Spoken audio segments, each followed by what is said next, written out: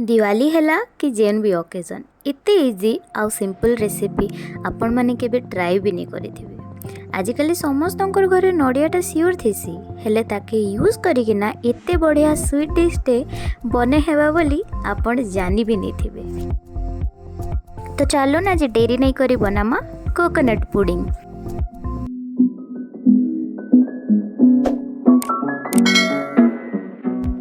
तो फास्ट आम नड़िया के आग बॉईल करी सफा करदेमा। इन मुई गुटे नड़िया नहीं जेनटा कि छोट छोट करी काटी सारा पर 2.5 कप होचे। आपण चाहले छोट छोट दुईटा नड़िया भी नहीं पारबे किंबा 1.5टा नड़िया भी नहीं पारबे।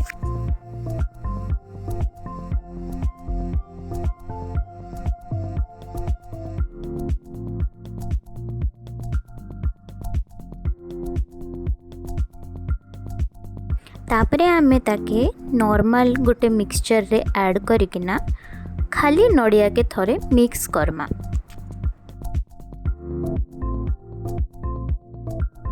थरे मिक्स करि सारला परे सेने आमे टिके नॉर्मल पानी किंबा उषुम पानी गोटे कप पके करी ताके आउ थरे ग्राइंड करबा लगी छाड़ी दमा। धीरे धीरे करी आउ थरे पानी मिक्स करी करी ताके 3 रु 4 थर भल भाबे ग्राइंड करी दमा। ग्राइंड कला नड़िया के एबे गुटे छन्नी रे नेकिना ताके छानी दमा जेनु कि तार कोकोनट मिल्क बाहरी पड़बा। कोकोनट मिल्क आपण एंती भी बने पारबे नहले कोकोनट मिल्क मार्केट रे भी मिली जायसी रेडीमेड सेनु भी चाहेले बनै पारबे।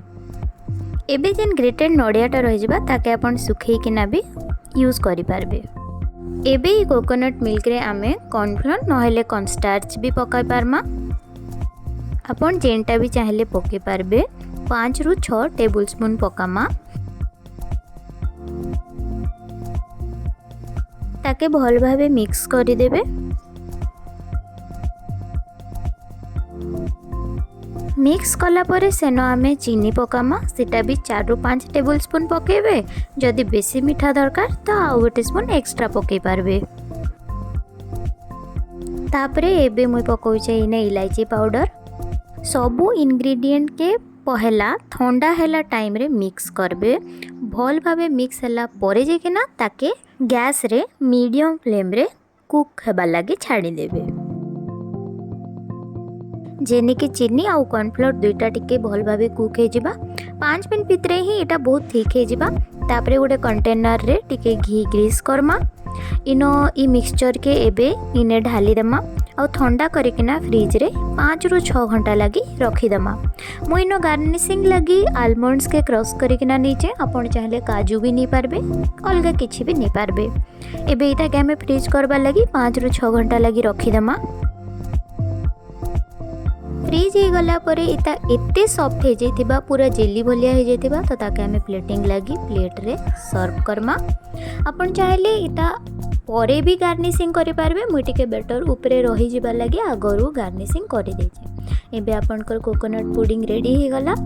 आपन के एटा बहुत ही भल लागबा। दिवाली भी आसुचे तार लगे भी बहुत बढ़िया डिशटे हो जिबा। तो एंजॉय करूँ। आउ भल भल रेसिपी जानबा लगी चैनल के लाइक शेयर आउ सब्सक्राइब जरूर करबे। नमस्कार।